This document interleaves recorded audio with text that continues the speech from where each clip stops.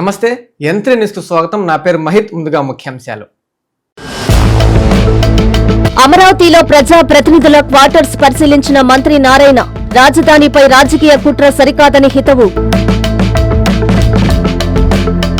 IFFCO Kisan SEZ లో శరవేగంగా జరుగుతున్న మహానాడు ఏర్పాట్లు పరిశీలించిన CM programs coordinator Mantena. Manubolu జాతీయ రహదారిపై రోడ్డు ప్రమాదం. డివైడర్ ని ఢీకొట్టిన మోటార్ బైక్. స్పాట్లోనే యువకుడు దుర్మరణం. చౌడేపల్లిలో అమానుష ఘటన. మృతదేహాన్ని తీసుకెళ్లేందుకు ముందుకు రాని ప్రజలు. బైక్ పై తీసుకెళ్లిన తోటి మిత్రులు.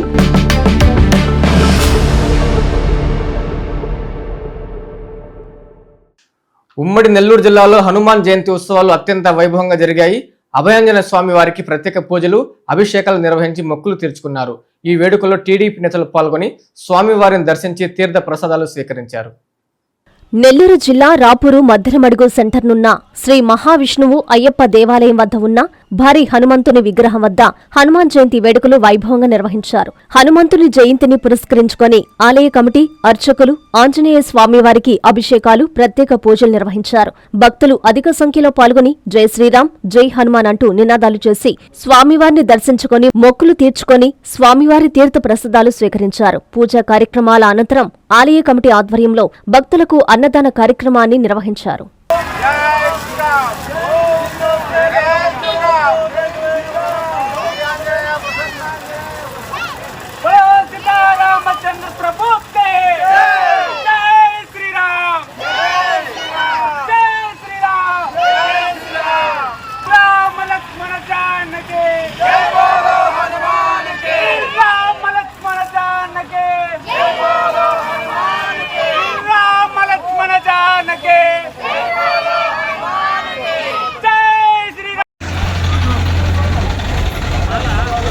दक्षिणादिप्यंशमर्व्यामि अधकर्पूर् नीराञ्जनम् ओम हरे ओम जय श्री राम जय श्री राम जय श्री राम जय श्री राम जय श्री राम जय श्री राम वायुपुत्र हनुमान के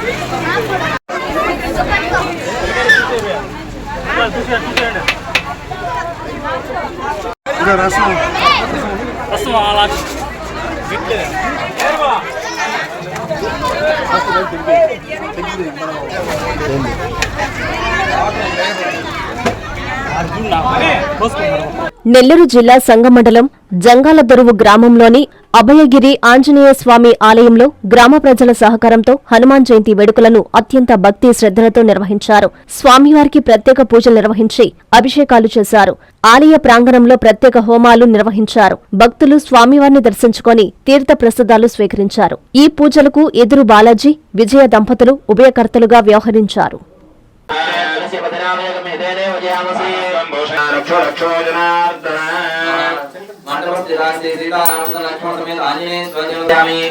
गीतं श्रावयामि वाद्यं घोषयामि अस्मान् आरोहयामि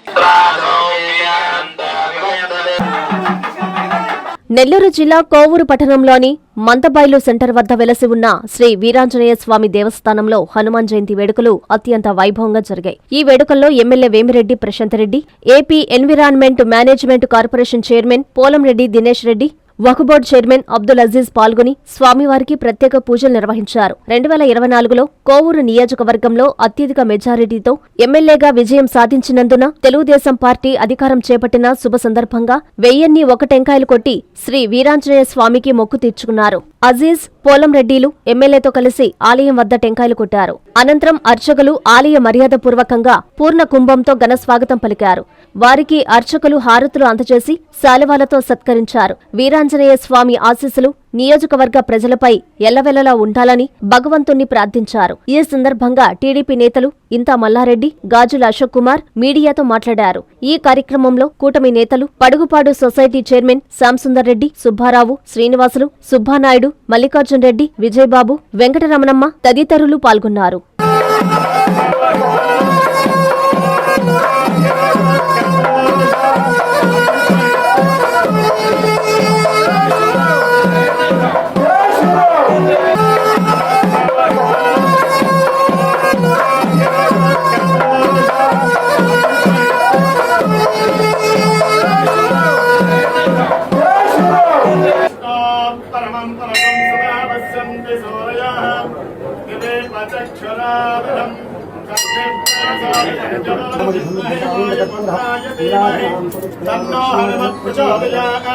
శ్రీ వీరాంజనేయ స్వామి నమః.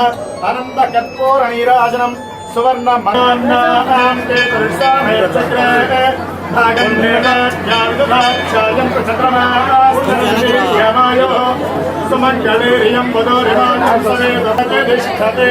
శ్రీ వీరాంజనేయ స్వామి సంపూర్ణ అనుగ్రహ కరుణాకటాక్షామి అనుగ్రహ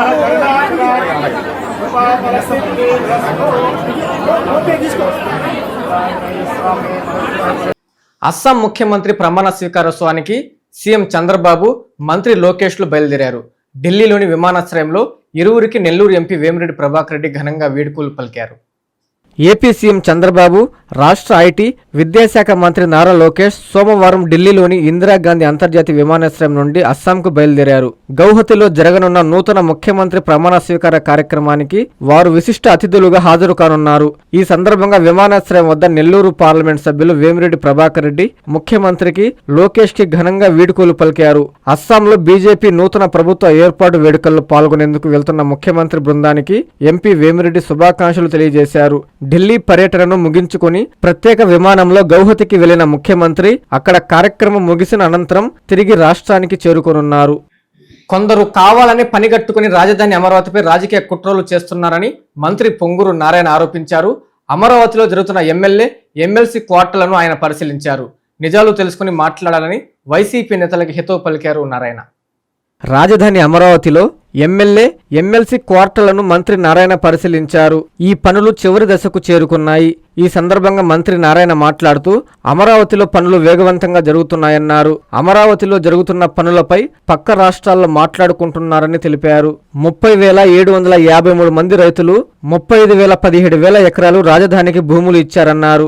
34,525 ఎకరాలకు ప్లాట్లు రైతులకు ఇచ్చామన్నారు. కేవలం ఇక 674 మందికి మాత్రమే రైతులకు ప్లాట్స్ ఇవ్వాలన్నారు. అమరావతిపై కొందరు కావాలని కుట్ర చేస్తున్నారని మండిపడ్డారు.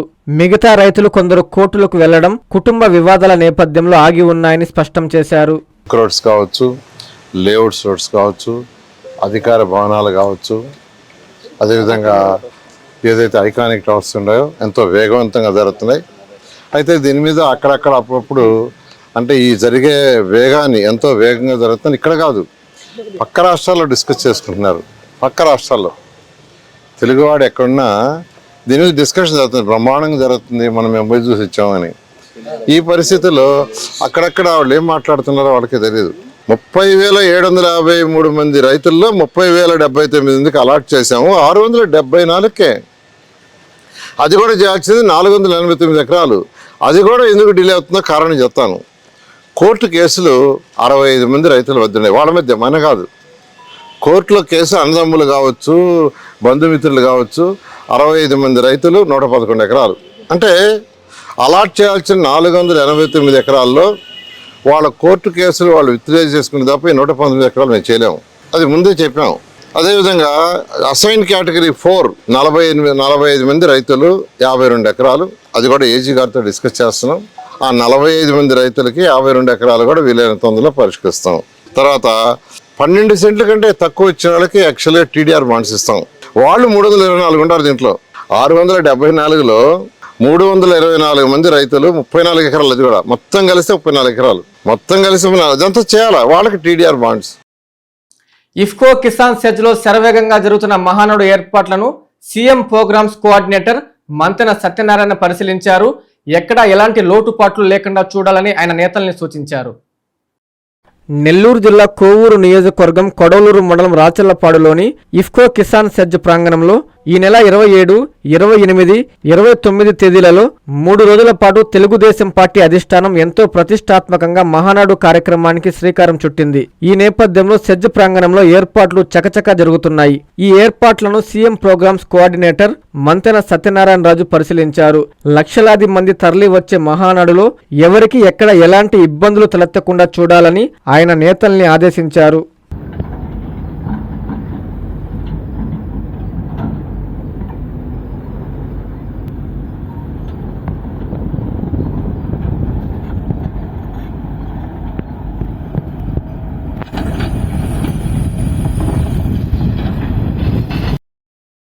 ప్రజా సమస్యపై వైఎస్ఆర్ కాంగ్రెస్ పార్టీ నేత గుణపాటి సురేష్ రెడ్డి స్పందించారు. తన సొంత నిధులతో డ్రైనేజీ నీటిని మళ్లించేందుకు పైప్ లైన్ ఏర్పాటు చేసి సమస్యను పరిష్కరించారు. స్థానికులు, వాహనదారులు, ప్రజలు హర్షం వ్యక్తం చేస్తున్నారు. నెల్లూరు జిల్లా ఇందుకూరుపేట మండల కేంద్రంలో నెలకొన్న డ్రైనేజీ సమస్యకు స్థానిక వైఎస్ఆర్సీపీ సీనియర్ నాయకులు, కోఆపరేటివ్ బ్యాంక్ మాజీ చైర్మన్ గుణపాటి సురేష్ రెడ్డి తన ఉదారతతో శాశ్వత పరిష్కారం చూపారు. స్థానిక పోలీస్ స్టేషన్ సమీపంలో డ్రైనేజీ బ్రిడ్జి నిర్మాణ పనులు జరుగుతున్న సంగతి తెలిసిందే. అయితే ఈ నిర్మాణ పనుల కారణంగా డ్రైనేజీ నీరు సక్రమంగా వెళ్లే మార్గం లేక రోడ్డుపైనే నిలిచిపోయేది.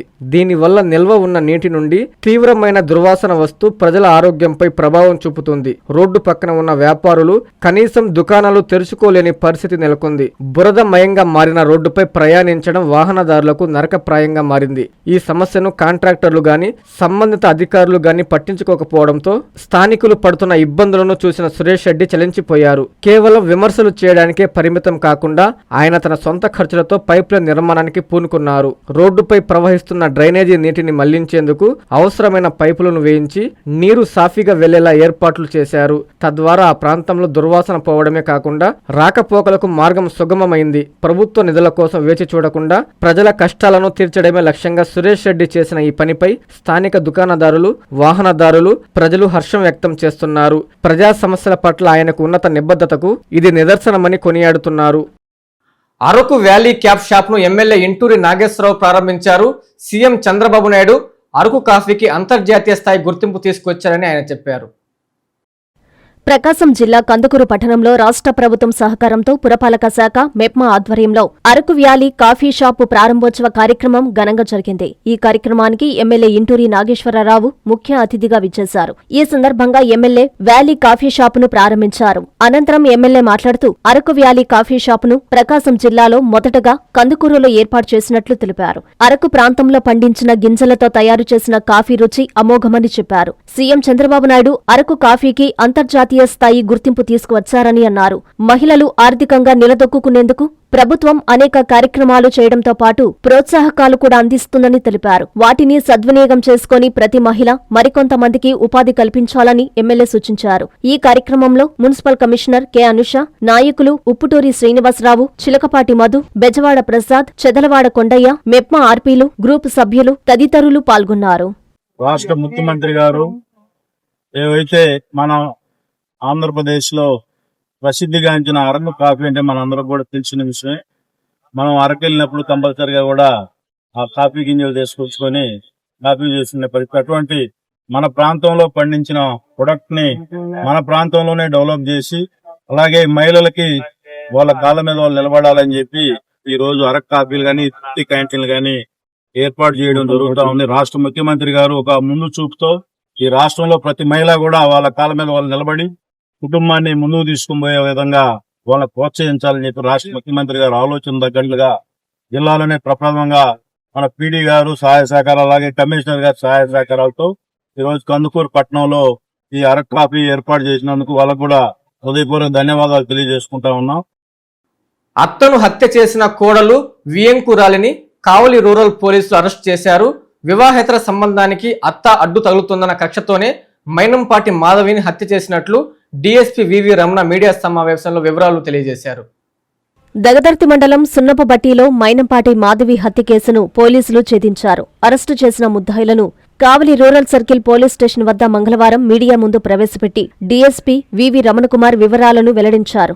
వివాహేతర సంబంధానికి అత్త మాధవి అడ్డు తగులుతుందని భావించిన కోడలు పద్మశ్రీ, ఆమె తల్లి పుచ్చలపల్లి మాధవి సహాయంతో హత్య చేసినట్లు తెలిపారు. పద్మశ్రీ భర్త నెల్లూరులో ఎలక్ట్రీషియన్గా పనిచేస్తున్నాడు. వీరికి పాప, బాబు, 2 పిల్లలు ఉన్నారు. పద్మశ్రీకి గ్రామంలోనే భర్త స్నేహితుడు దినేష్ అనే వ్యక్తితో అక్రమ సంబంధం కొనసాగిస్తోంది. ఈ విషయం తెలుసుకున్న అత్త మాధవి పలుమార్లు హెచ్చరించినా మార్పు రాలేదు. చివరకు పెద్ద మనుషుల వద్ద పంచాయతీ జరిగింది. దీంతో అత్తపై కక్ష పెంచుకున్న పద్మశ్రీ తల్లి మాధవి సహాయంతో నిద్రిస్తున్న అత్త ముఖంపై దిండు పెట్టి ఊపిరి ఆడకుండా చేసి హత్య చేసినట్లు డీఎస్పీ చెప్పారు. వీరు పరారీలో ఉండగా అరెస్టు చేసినట్లు ఆయన చెప్పారు. ఈ కేసును ఛేదించిన Kavali rural circle CI Shivashankar, Dagadarthi SI Jampani Kumar సిబ్బందిని డీఎస్పీ అభినందించారు. అయితే ఎవరైతే మైపాటి పద్మశ్రీ ఉందో ఈ అమ్మాయి కోడలు అనమాట. ఈ కోడలు ఏంటంటే అత్తకి బంధువుల అమ్మాయి అంటే మేనగోల వరుస అయితే మేనగోల వరుస అమ్మాయితోనే వాళ్ళ కొడుకు వివాహం జరిగింది. అయితే వీళ్ళందరూ కలిపి ఒకే ఇంట్లో నివాసం ఉంటారు. ఇప్పుడు ఈ అత్తకి కోళ్ళకి మధ్యన గొడవలు జరుగుతున్నాయి. కారణం ఏంటంటే ఈ కోళ్ళకి కొంచెం బయట వేరే వాళ్ళతో అక్రమ సంబంధాలు ఉన్నాయని వాళ్ళ కొడుకుని కాదు అమాయకుని చేసి ఈ అమ్మాయి ఏంటంటే బయట ఈ విధంగా చేస్తానని చెప్పి ఆ విషయంలో ఏంటంటే అత్తకి కోళ్ళ మధ్యన తరచూ గొడవలు జరుగుతున్నాయి.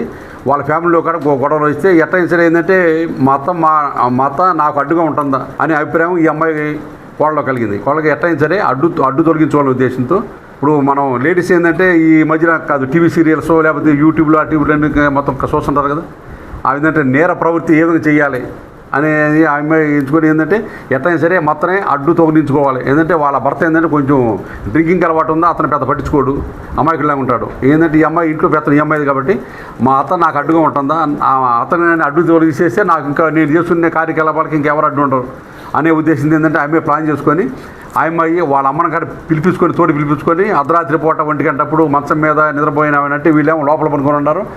వాళ్ళ లోపల గదిలో భర్త విధంగా ఈ అమ్మాయి అంటే 2 పిల్లలు వేసుకొని 2 మంచాల పడుకొని ఉన్నారు. తర్వాత ఈమె బయట పంచం పడుకొని ఉంది వాళ్ళ అత్త. ఏంటంటే లోపల భర్త పడుకొని ఉంటే బయట వైపు గడిపెట్టేసి భర్త బయట లేకుండా ఏదైతే పంచలో ఉందో పంచలో ఉండామని సముద్రం ప్లాన్ చేసి వాళ్ళ అమ్మని గారు పిలిపించి 2 కలిసి పడుకున్న ఆమె మీద ఇక్కడ ఎదర భాగంలో ఏమి కూర్చొని మెడకాయ పిసికి వాళ్ళ అమ్మేమో దిండుతో ముఖమంతా అది వేసేసి ఊపిరాడకుండా చేస్తాం వలన స్పాట్లో ఆమె చనిపోయింది. ఇది సుమారు 1 గంట ప్రాంతంలో జరిగింది, అర్ధరాత్రి 1 గంట ప్రాంతంలో. తర్వాత ఏంటంటే ఈ అమ్మాయి మళ్ళీ ఏమి తెలియనట్టుగా మామూలుగా ఇంట్లోకి వెళ్ళి మళ్ళీ పనుకొని తర్వాత ఉదయాన్నే మళ్ళీ లేచేసి ఏంటంటే వీళ్ళు టిఫిన్ వేస్తుంటారు కదా, టిఫిన్ బట్టి కోసం అని ఇడ్లీ అన్ని కూడా మొత్తం రెడీ చేస్తా తర్వాత వాళ్ళ ఆయన లేపి మిమ్మల్ని ఎక్కలేదు ఒకసారి నువ్వు లేచి మిమ్మల్ని లేపని చెప్పి ఈ అమ్మాయికి అన్నీ తెలిసే మళ్ళీ ఈ విధంగా నాటకం మిమ్మల్ని ఎక్కలేదని చెప్పి వాళ్ళ భర్త అంటే ఎవరైతే చనిపోయిన కొడుకు వచ్చేసి అమ్మ లే అంటే.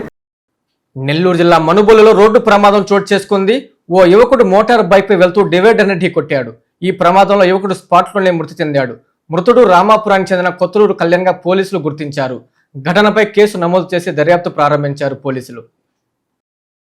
మోటార్ సైకిల్పై నెల్లూరుకి వెళ్తుండగా మనుబోలు బైపాస్ రోడ్డుపై జరిగిన రోడ్డు ప్రమాదంలో ఒకరు మృతి చెందారు. పోలీసుల కథనం మేరకు నెల్లూరు జిల్లా సైదాపురం మండలం రాగర రామాపురానికి చెందిన కొత్తలూరు కళ్యాణ్ మైన్లో పనిచేస్తున్నాడు. ప్రస్తుతం రాపూర్ రోడ్డులో నివాసం ఉంటున్నాడు.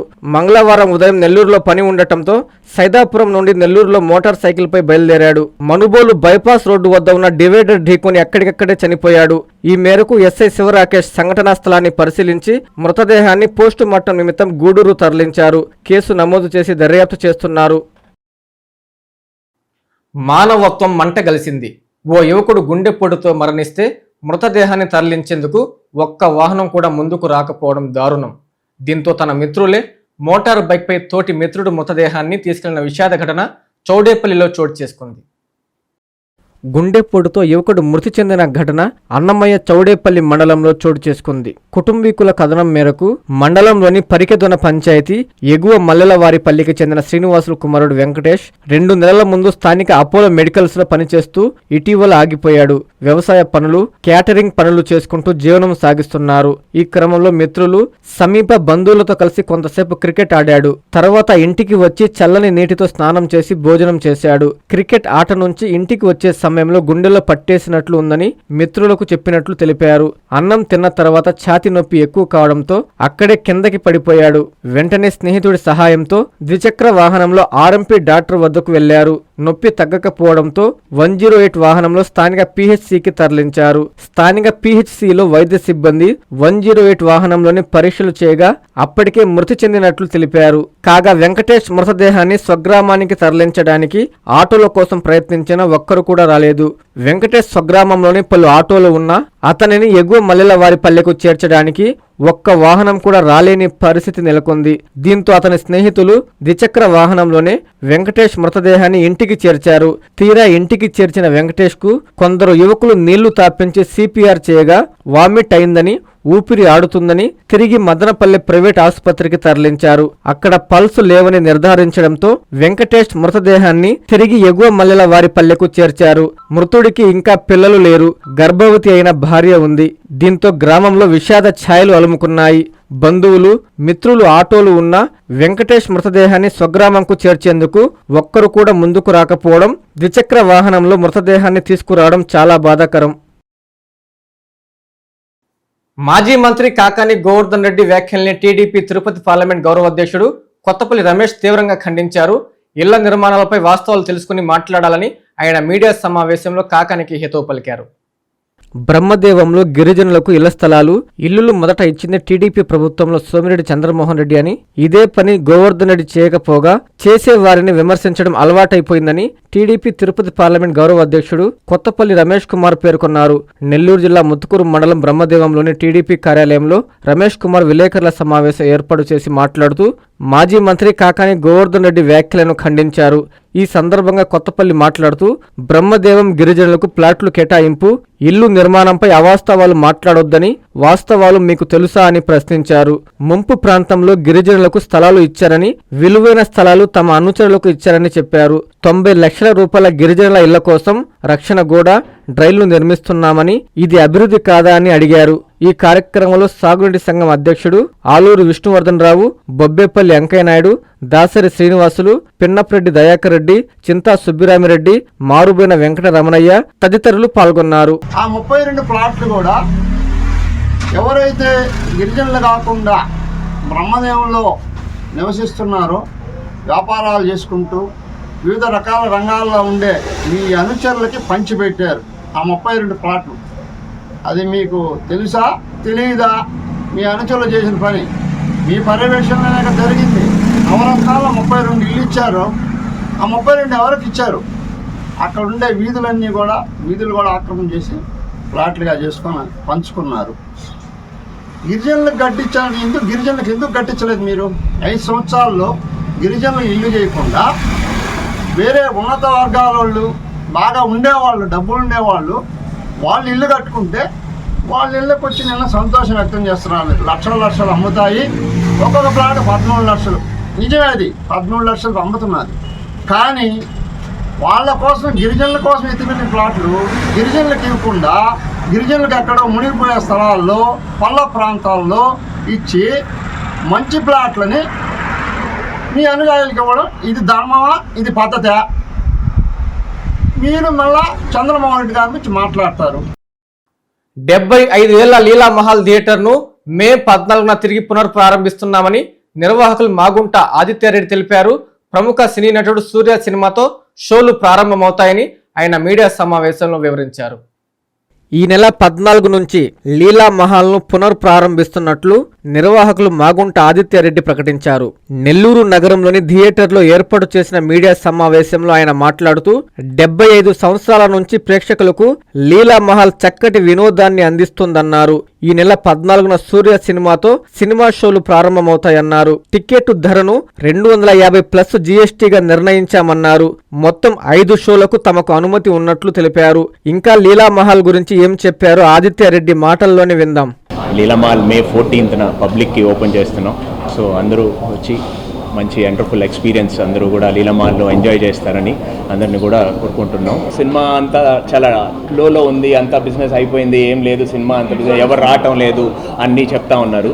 కానీ లేదండి, సినిమా అనేది ఎప్పటికీ కూడా ఎప్పుడు డౌన్ కాదు. But it's tough time now, కొంచెం అందుకనే బాగా కొంచెం లోలో ఉంది జనాలు రావటం. కానీ మంచి లగ్జరీ ప్రాపర్టీస్ ఉండి మంచి పనంగా నీట్గా అన్ని బెస్ట్ క్వాలిటీ అవుట్పుట్స్, సౌండ్ కానీ ప్రొజెక్షన్ కానీ కంఫర్ట్స్ కానీ ఇస్తే ఖచ్చితంగా ప్రతి ఒక్కరు కూడా సినిమా థియేటర్కి వచ్చి ఎంజాయ్ చేస్తారండి సార్. చిన్న ఇంట్లో టీవీలో చూసేదానికన్నా ఒక బిగ్ స్క్రీన్ ఎక్స్పీరియన్స్ ఎవరు మిస్ చేసుకుంటారు సార్. కాకపోతే ఓకే రైట్, మీరు అన్నారు, అది ఒప్పుకుంటాను, అది కొంచెం లో ఫేస్లో ఉంది. బట్ ఇప్పుడు ఇలాంటి ఒక్కసారి లీలామహల్కి వచ్చిన తర్వాత ఇలా ప్రాపర్టీస్ కానీ చేస్తే ప్రతి ఒక్కరు ఖచ్చితంగా వస్తారని నేను 200% నమ్ముతున్నానండి. ఖచ్చితంగా everybody will come and watch. మళ్ళీ మన పాత సినిమా, మళ్ళీ ఆ పాత రోజులన్నీ కూడా ఖచ్చితంగా వెనక్కి వస్తాయి. విల్ ఆల్ ఎంజాయ్ దట్ అండి. స్క్రీన్ సిల్వర్ స్క్రీన్ అండి, ఇప్పుడు 3D అన్నీ కూడా. అండ్ లాస్ట్ టైం కన్నా కూడా మన ప్రీవియస్గా లీలామహల్ స్క్రీన్ చాలా కొంచెం చిన్నదిగా ఉండేదనేది నేను చాలా వరకు చూశాను, అందరూ కూడా చెప్తూ ఉన్నారు. సో ఈసారి ఆ ఇది కూడా లేకుండా బిగ్ స్క్రీన్ చేశాము. Wonderful experience. మీరు కూడా అందరూ చూస్తారు, ఇప్పుడు చూసి మీరు ఎంజాయ్ చేస్తారు ఖచ్చితంగా. It's going to be wonderful experience అండి. సీటింగ్ కెపాసిటీకి వచ్చినప్పుడు పాత లీలామహల్ 426 సీటింగ్ కెపాసిటీ ఉండేదండి. ఇప్పుడు దాన్ని 216కి తీసుకొచ్చాం, ఎందుకంటే అన్ని రిక్లైనర్స్ చేశాం. So this is the first single screen అండి విత్ ఆల్ రిక్లైనర్స్. 216 సీట్లు కూడా రిక్లైనర్స్, కింద 100 వచ్చి ఫుల్ ఫ్లాట్ రిక్లైనర్స్, 10 లాంజెస్ ఉంటాయి. అండ్ నెక్స్ట్ 100 సీట్స్ వచ్చి సెమీ రిక్లైనర్స్ ఉంటాయి ఫస్ట్ ఫ్లోర్లో. ఎందుకంటే మనకు ఆ పాత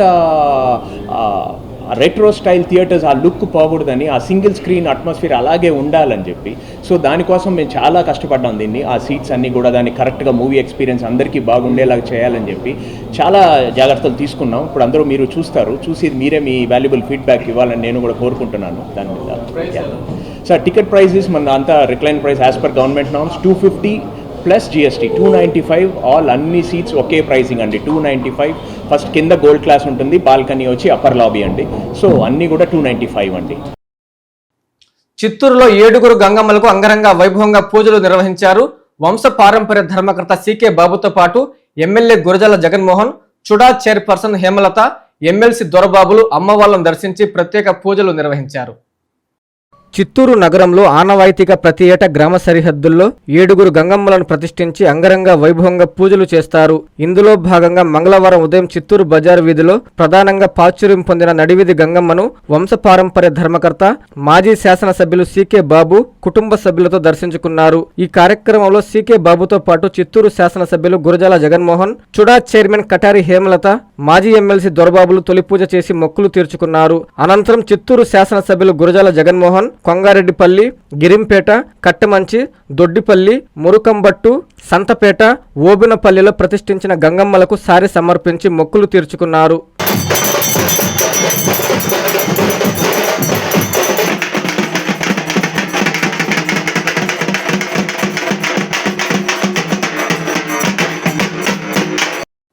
వార్తలు ముగించే ముందు ముఖ్యాంశాలు మరోసారి. అమరావతిలో ప్రజా ప్రతినిధుల క్వార్టర్స్ పరిశీలించిన మంత్రి నారాయణ, రాజధానిపై రాజకీయ కుట్ర సరికాదని హితవు.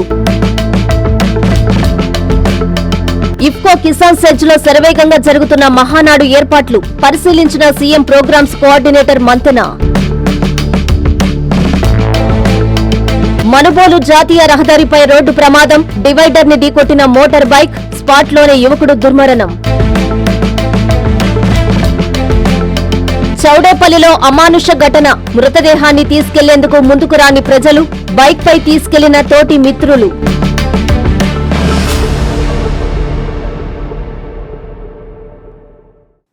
ఇవి బులెటిన్ల వార్తలు. చూస్తూనే ఉండండి N3 TV.